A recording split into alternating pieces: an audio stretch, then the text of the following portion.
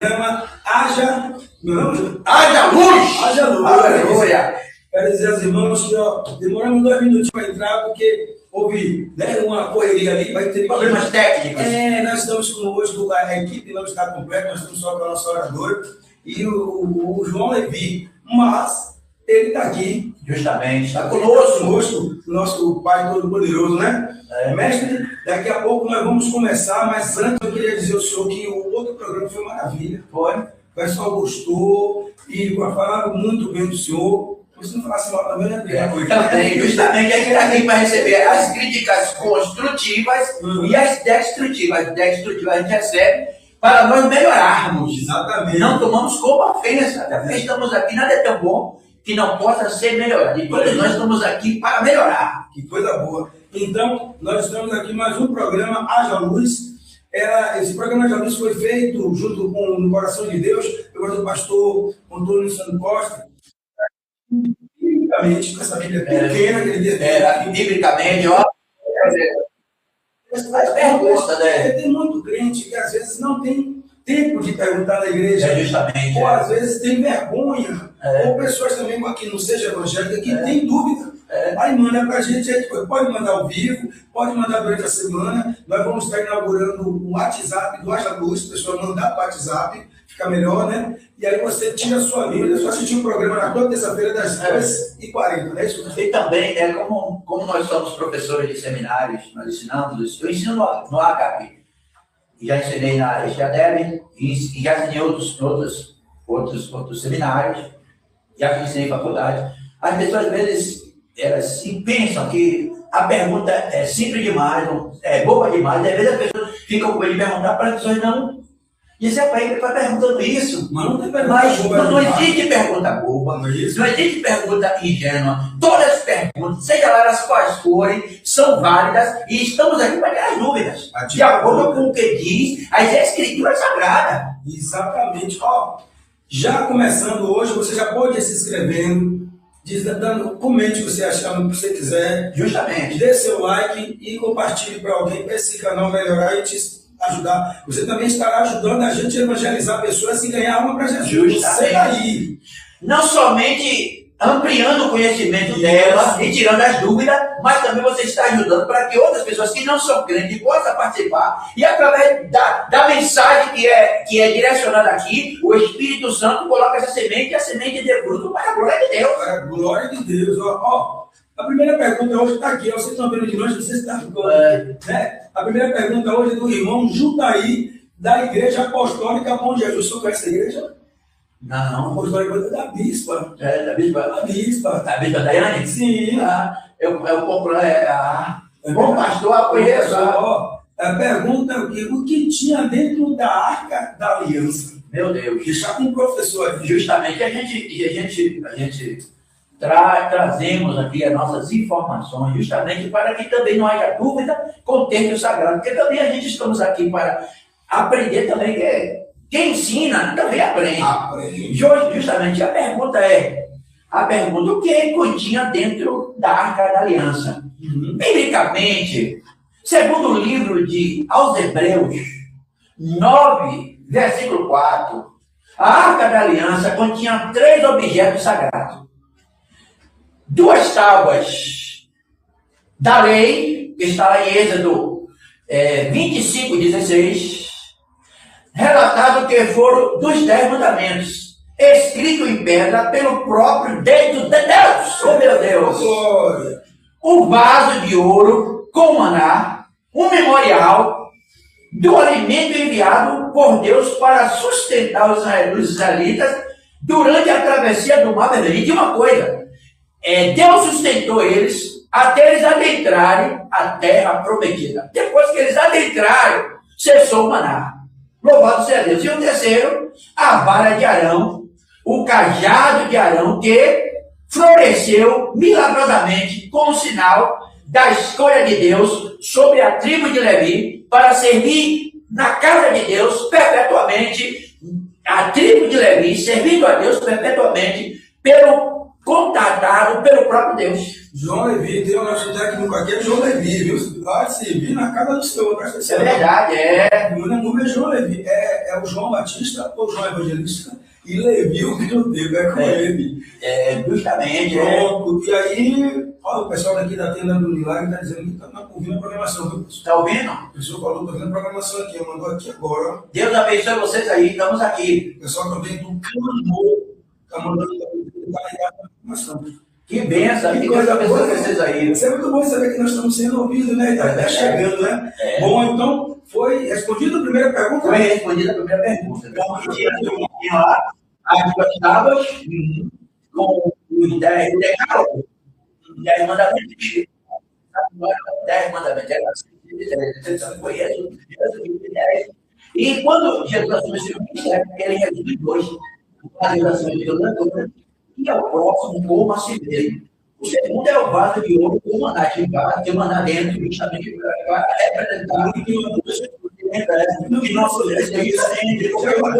O que foi dado por Deus, Deus conservou assim. Deus conservou as sandálias e as roupas desciam junto na travessia. Aí a terra prometida. Deus conservou. E a vara de Arão, que floresceu, Deus escolheu a tribo de Arão para ser sacerdote e servir na casa de Deus no tabernáculo. Eita, que a irmã Thelma lá de Maragogi. Lá de Maragogi. Está esperando a resposta dele. Meu Deus!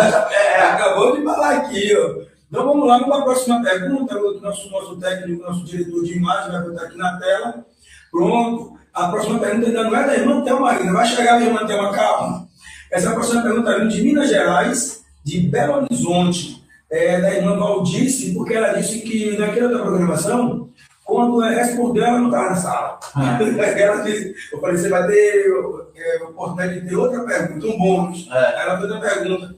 A pergunta dela é por que Jesus desceu as águas no batismo, já que ele não tinha pecado para se arrepender? Aquilo que o senhor falou. Não tem pergunta boba. Não existe pergunta boba. Então, meu professor, essa vem de Minas Gerais, de Belo Horizonte, a irmã disse, porque ele não tinha pecado, porque ele desceu as águas. Vou responder. E aqui eu vou responder fazendo a pergunta, repetindo a sua pergunta. Por que Jesus teve de ser batizado por João Batista, se o mesmo não tinha pecado? Não é isso? É isso. Segundo as Escrituras Sagradas, Jesus não precisava ser batizado para o perdão de pecados, pois não tinha pecado. Ele foi batizado por João Batista para cumprir a vontade de Deus. E ao cumprir a vontade de Deus, identificar-se com a humanidade pecadora e iniciar publicamente o seu ministério. O próprio João Batista, inicialmente, hesitou, mas Jesus respondeu que era necessário cumprir toda a justiça de Deus. Está lá no livro de Mateus, capítulo 3, versículo 15. Os principais motivos incluem cumprir toda a justiça de Deus, assumir publicamente o plano de Deus e validar o ministério de João Batista. Validar porque no livro de Malaquias está escrito que Deus, antes de enviar Jesus para assumir seu ministério, Malaquias vai dizer, Deus usando Malaquias, que haveria de enviar o seu anjo, que é João Batista, para preparar o caminho.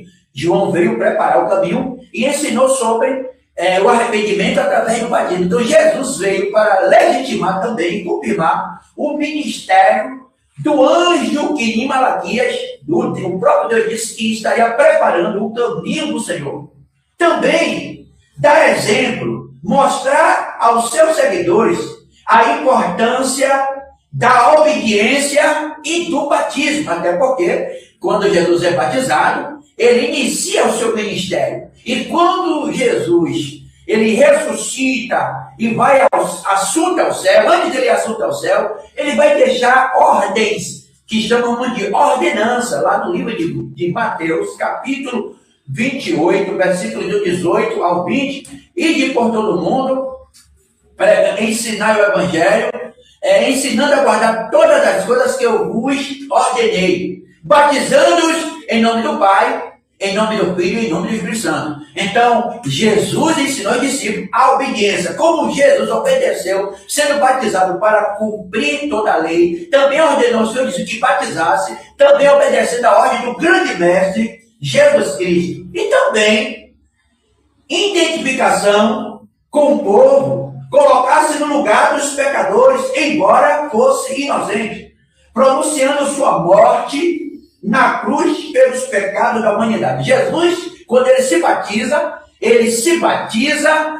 pelos pecados de todos os povos. Assim, quando ele não morre levando todos os nossos pecados. O batismo também não foi diferente. Louvado seja o nome do Senhor. E a quinta resposta, o quinto motivo é a aprovação divina. O batismo marcou a inauguração oficial de sua missão terrena. Momento em que o Espírito Santo desceu sobre ele e o Pai declarou a sua aprovação. Está lá em Mateus 3, 16, 17. Quando Jesus é batizado por João Batista, o João diz que quando ele sai da água, vem como uma pomba corpórea, uma pomba, e ele ouve sua voz. Este é o meu filho amado, em quem tenho prazer. Então, para legitimar e confirmar a aprovação do ministério do nosso Senhor Jesus Cristo. Então ele não poderia morrer por todos os nossos pecados se ele também não tivesse feito. Se submetido também a essa justiça, que é o batismo, né? E ele se batiza por toda a humanidade. Tanto é que quando ele. Um dos nomes que ele gosta de afirmar lá em Lucas, filho do homem. Identificação com a humanidade. Ele se fez pecado pelo povo, nasceu no corpo pecador. Então ele se batizou por todo o povo e ao mesmo tempo para cumprir a justiça de Deus. É isso, explicado, nossa irmã Val disse, desta vez não tem como, né? Desta vez aí o homem trouxe todas as respostas. Nossa irmã Val disse de Belo Horizonte, Minas Gerais, tinha essa pergunta. Nós estamos muito felizes por estar. O pessoal está aqui falando aqui, o pessoal do Clamor, está aqui ligadão também, pediu aqui. Pai do Senhor, Deus abençoe vocês. Ó, pediu. Participe. Ó, gente, já você ver, já enviou, viu? Tá enviando aí, é só pegar esse link aí, já viu. Professor, muito boa essa resposta. A pessoa tem que entender que uma coisa era ligada à outra. Sempre está interligado. Nada está fora. A cristocenia não era. O Antigo Testamento ele sempre foi cristocênico. Sempre foi. Ele está sempre apontando para Jesus. Eu estava vendo. Depois a gente vai fazer estudo sobre isso, pessoal, sobre os profetas menores e os profetas maiores. Essa pesquisa menor porque ele é pequeno, não. Não, menor porque ele escreveu a Septuaginta em 70, quando estava copiando, dentro de várias traduções das Escrituras Sagradas. Eles selecionaram, separando o profeta maior, aquele que escreveu a maior quantidade de capítulos. De profetas menores, que escreveu menores, não quer dizer que o profeta não seja maior do que o, pelo contrário, é só para dar um discernimento daqueles que escreveram maiores capítulos e daqueles que escreveram menores. Isso aqui é um bônus, viu? E para a gente entender, os profetas que títulos menores, que escreveu o livro menor, todos eles juntos é uma única mensagem. Justamente. E a começar do profeta Moshe, que ele mesmo vai dizer em um dos livros Pentateuco, que o Senhor Deus, lá no futuro próximo, vai levantar um profeta semelhante a ele. E aquele que não ouvir esse profeta será exterminado, apontando para Jesus, o grande profeta, porque ele veio em três funções. Ele assumiu três funções: profeta, sacerdote e rei. E eu estava falando sobre esse negócio. Tem um povo que viu Jesus, não beijava no rosto, não tinha ele como sacerdote. Não beijava na mão, não tinha ele como mestre. E não beijou seus pés, não tinha como rei. Mas a mulher chega naquele lugar, chora. Lava os pés com as lágrimas, enxuga com os cabelos, e Deus vai dizer que aquele ato ali vai ser retratado por toda a vida enquanto existir a igreja do Senhor. Bônus. Não estava nas perguntas. Vamos para a terceira pergunta. E da irmã Valdice, ela está afiada. Parabéns. A terceira pergunta, não vamos para Maragogipe, assim. Agora, pastor Jackson, da IBPM de Maragogipe, ele perguntou aqui quem era Paulo antes da sua conversão. Nós sabemos que Paulo, né, tinha o nome de Saulo, né? É. O senhor até já explicou no outro programa, porque Saulo e Paulo, né? Cada de romano e... Das duas cidadanias que o mesmo tinha. Mas quem era ele antes da conversão, professor? Bom, gente, para explicar isso, é necessário, primeiro, nós precisamos saber como é que ele mesmo vai se identificar quem ele é. Ele mesmo vai dizer quem ele é. E está no livro de Filipenses, ele mesmo vai se dizer quem ele era antes. Ele vai dizer quem ele era antes De ser Paulo. Que está no livro de Filipenses, e depois a gente vai entrar aqui em algumas complementações. Filipenses, capítulo 3, a partir do versículo 4, diz assim, olha, ainda que também podia confiar na carne, porque ele podia confiar na carne pela linhagem que ele era, né? Da tribo de Benjamim. Se algum outro cuida que pode confiar na carne, ainda mais eu, circuncidado ao 8º dia, da linhagem de Israel, da tribo de Benjamim, hebreu de hebreus, segundo a lei fui fariseu, segundo o zelo perseguidor da igreja, segundo a justiça que há na lei, irrepreensível, mas que para mim era ganho, reportei por perda, por Cristo. Então, quem era Paulo antes da sua conversão? Ele era da tribo de Benjamim, ele era hebreu de hebreus, ele era um zeloso no que diz respeito às escrituras, irrepreensível, e aqui nessa enciclopédia, Vida dos Personagens Bíblicos, o autor aqui, o Mateus Soares, vai dizer aqui, só para a nível de informação, que quando criança, viveu no meio da cultura grega. Um lugar de educação e comércio.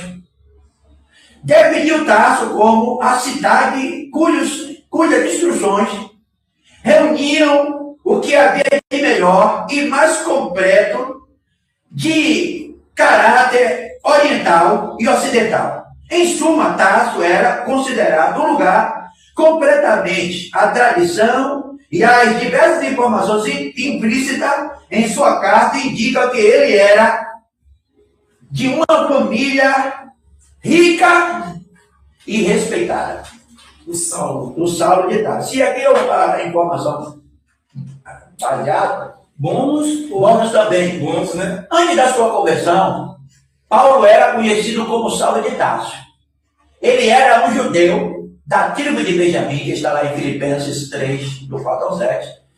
Cidadão romano e fariseu de grande instrução, que perseguia ferozmente os primeiros cristãos, chegando a participar das prisões e concordar com a execução do primeiro mártir, Estevão, que está lá no livro de Atos 8, versículo 1.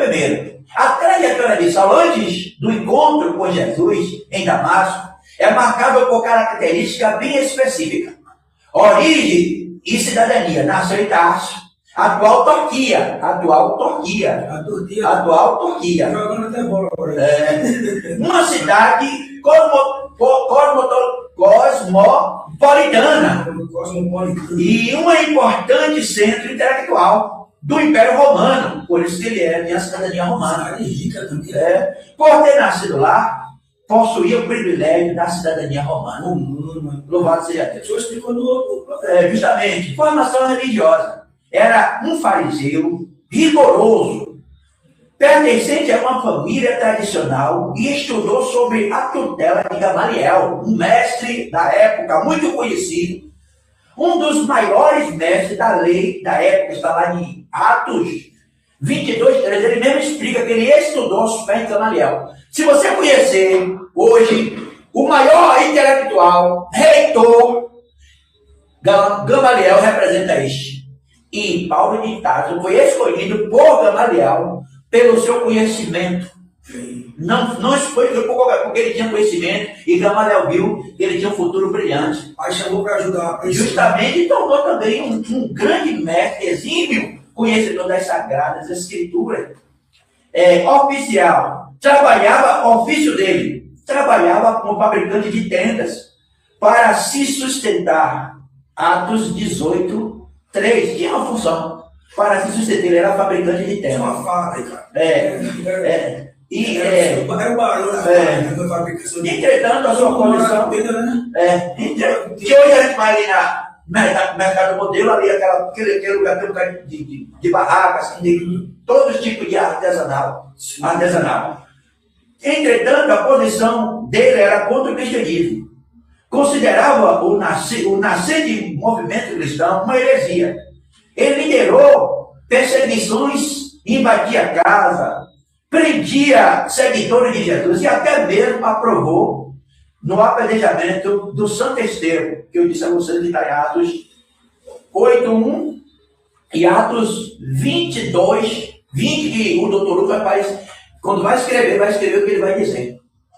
Então, Paulo foi um grande homem, e por conta dessa intelectualidade toda, é que ele conseguiu ser alcançado por Deus.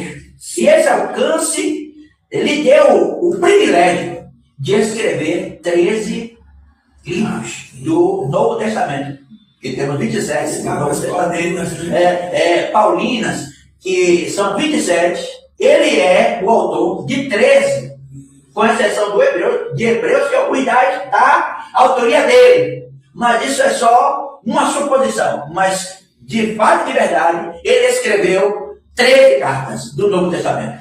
Amém? Eu não posso fazer, né? Só me render essa sabedoria. Pastor Jackson, respondido aí, tá bem maravilhoso. Louvado seja Deus aí, viu? Tá bem maravilhoso. Qual um para levar a mensagem lá da igreja aí, Pastor Jackson? E se ele quiser depois, pode pedir o papel que a gente manda para o. Manda, viu? Se quiser depois. Tá falando de uma notícia. Você já vai aí comentando aí embaixo, botando o seu pergunta aí, vai seguindo aí baixa luz, vai fazendo aí. E quando tiver os WhatsApp, o Zap, melhor que vamos fazer o WhatsApp também. Brevemente nós teremos também o baixa luz no WhatsApp para vocês estarem todas as. Que a gente responde aqui e depois passa para o WhatsApp. Manda material no WhatsApp. E as pessoas podem mandar perguntas já pelo WhatsApp. Justamente. Fica mais fácil. Pronto. Então, pastor Jackson respondido, rapaz, eu estou aqui sentindo um cheiro. Estou sentindo cheiro aí. Agora eu quero fazer um programa. Sentindo o cheiro desse aí o que? É o tempero da banda. Só podia ser, né? Depois eu quero aparecer aqui, daqui a pouquinho. É verdade. Então vamos para mais uma pergunta. Aí nosso diretor vai colocar aqui a quarta pergunta. Nosso diretor não mudou, nosso diretor está ágil, viu? Então, isso aqui é nosso irmão João Levi. O Caleb está viajando, né? Está de férias. O Caleb está sempre de férias. O Caleb é o patrão, né? Está viajando, né? Então, hoje, o Caleb é Rio de Janeiro, o Caleb é de lei, né? Está na esfera da escola. É o missionário, então o João Levi fica ali. O Arthur também está viajando, né? Oh, que benção de Deus. Essa pergunta vem de Lauro de Freitas. É o nosso irmão Jailson de Lauro de Freitas. Aquele irmão, a irmã Vanessa conhece a nossa oradora que conhece o irmão Jailson, lá de Lauro de Freitas, lá do sítio e tal.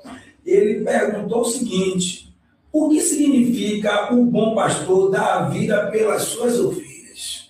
Professor, pode deixar o senhor. Essa pergunta é muito válida para os dias de hoje. O que significa o pastor dar a vida pelas ovelhas? Conforme exemplo dado por nosso Senhor Jesus Cristo. Na Bíblia, a expressão bom pastor dá vida pelas suas ovelhas, registrado no livro do Evangelho de João, capítulo 10, versículo 11, significa que Jesus Cristo sacrificou a si mesmo por amor da humanidade. Antes de mais nada, quando ele fala de dar a vida, é porque de fato, de verdade, ele era o bom pastor. E hoje é o sumo pastor. O bom pastor que deu a sua vida. Quando ele fala ele está demonstrando aquilo que ele vai fazer pelas suas ovelhas, que vai de fato, de verdade, dar a vida como deu por nós. Por nós. Louvado seja Deus. Diferente de um mercenário que apenas trabalha por lucro e abandona o rebanho quando há perigo.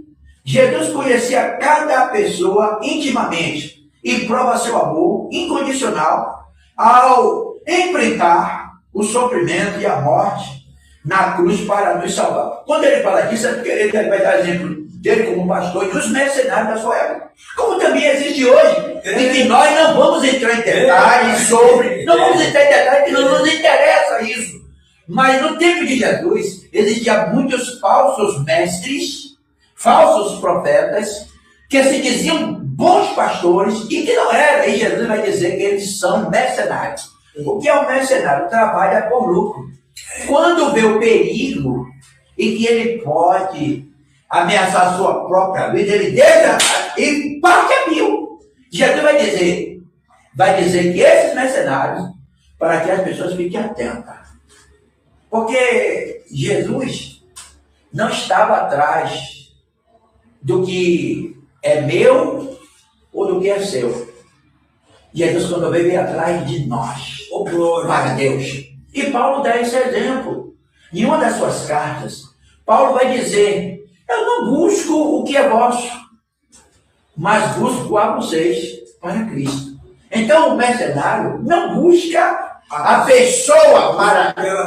busca o que ela tem, enquanto esta estiver dando lucro. Depois descarta. Então eu espero que você tenha entendido. O nosso irmão Jailton, lá de Hora de Freitas, ele é uma gente boíssima. Manda um abraço para o seu filho do seu filho, Ou seja, nome de Deus também. E para concluir, seguir o exemplo do bom pastor envolve uma série de atitudes espirituais, práticas e de liderança cristã. A primeira coisa que envolve amor e cuidado acima do conforto. O bom pastor cuida, ama acima do seu próprio conforto. Quantas vezes o Senhor viu Jesus descansando? É verdade. Sempre ele estava atrás de as ovelhas. E quando perguntaram: Rabi, o senhor não vai comer? Não, eu não vou comer, não, tem uma comida aqui. Aí o discípulo perguntaram: ele trouxe, por acaso na época tinha o templo da Havana, trouxe uma comida especial para Jesus? E aí perguntou, e ele respondeu: a minha comida é fazer a vontade do meu Pai que está no céu. E qual é essa vontade? Está lá registrada em João 3,16. Deus amou o mundo de tal maneira que deu o seu filho, olha amor e olha cuidado, que deu o seu filho unigênito para que todo aquele que nele crê não pereça, mas tenha a vida eterna. Então Jesus não veio buscar os bens, mas veio buscar as pessoas para Deus através da sua mensagem. Rapaz, muito bom. A irmã Lina está dizendo que está ouvindo, está adorando. Amém. Está ouvindo, a programação está adorando. Eu queria dizer, eu não sei qual vai ser o momento hoje do tempero da van. É verdade. E hoje nós temos muita gente aqui, né? Então são muitas perguntas, né? Vamos adiantar, né? Vamos. Daqui a pouco a gente vai no tempero da van, né? A Thalita está toda preparada. Ela está ali já ansiosa, afiada para... Oh, meu Deus, glória! Eita, mano. Tá bom, já eu sou. Espero que ele tenha entendido, né? Então, agora, que momento é esse? É o momento da pergunta do pessoal do tempero da van. Da Betela. Então a gente vai aproveitar e mandar logo o tempero da van. Está pronto? É verdade. Meu Deus, olha, tempero da van, olha, não fique de água na boca aí, não. E o senhor já vai separando a pergunta do tempero da van. Por que Nabucodonosor virou bicho mesmo? Se ele virou bicho mesmo. Bom, essa pergunta dela é uma pergunta. Ela vem aqui, ó. Olha aí, ó. BPM aqui. Justamente. Rapaz, o cafezinho do tempero da van. Mas eu vou saber que depois está bom, né? Deixam servir aos barões, aos pastores. Oh, meu Deus. Só para poder tomar um cafezinho. Obrigado. Sou auxiliar do pastor. João tá ali. João também veio tomar um café, João.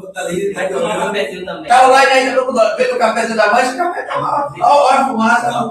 Uma delícia.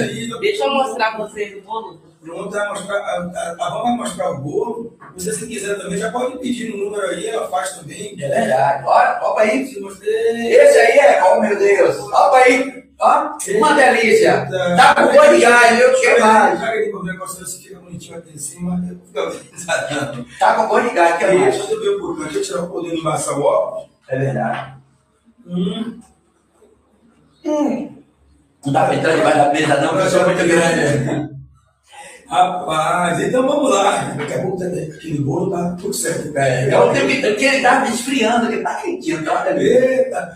Então, professor, o tempero da mãe perguntou.